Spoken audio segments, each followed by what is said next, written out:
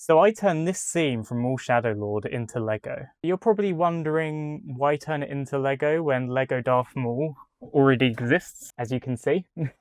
Well, I thought it would be a cool little challenge. Plus, I wanted to do something atmospheric and something for Maul Shadow Lord, so here we go.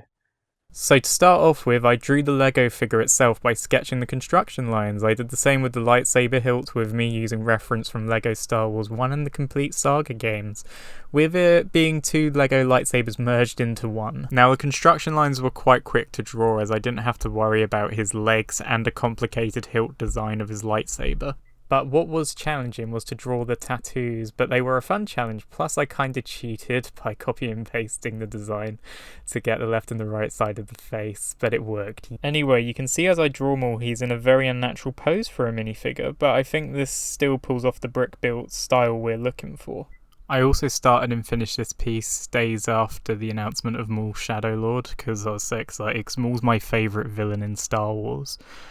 His story is just so vast, but have you got a favourite, Sif? So back to the artwork, this is where it gets kind of confusing. I kind of mixed up the stages, the semi-clean line art and the clean line art. So the clean line art is the final finished line art, whereas the semi-clean is still a bit scribbly, so that stays underneath the clean line art. Then I make it disappear to have smooth clean lines, but I ended up doing them both at the same time over different parts of Maul and his lightsaber. I hope that makes sense, my god.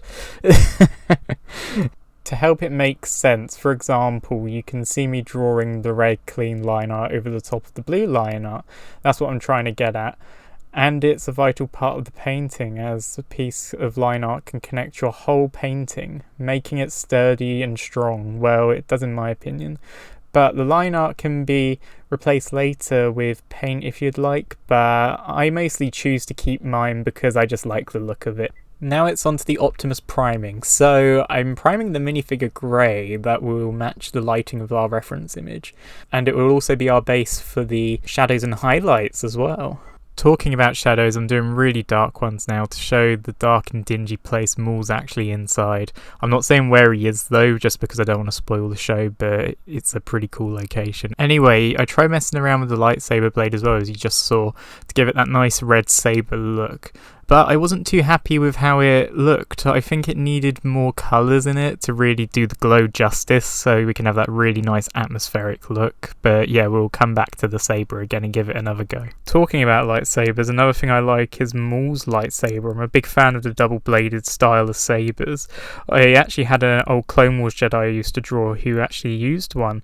And yeah, that was really fun to draw, and I just love the look of the double-bladed saber, and I'm so glad they kept it in Maul Shadow Lord. We'll be coming up to the base colours very soon, which will really define Maul.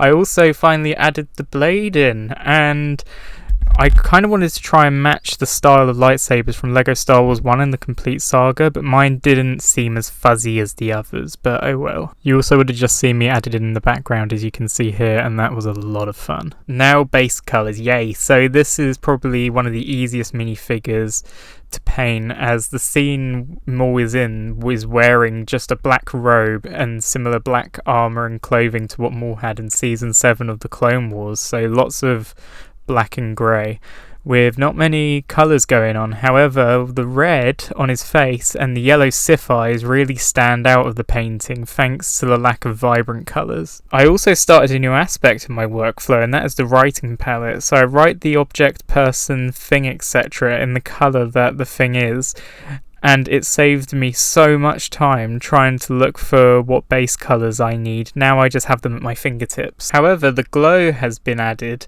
and look how ominous he looks. He looks super spooky. But you're probably wondering, why is there two Mauls? Well, because I painted so much red glow and shadow over Maul, I was struggling to see the details of the minifigure, so I pulled him up next to him to help fix that and paint more precisely. But anyway, that's going to do it for this Shadow Lord painting, and I will see you in the next video. Okay, goodbye!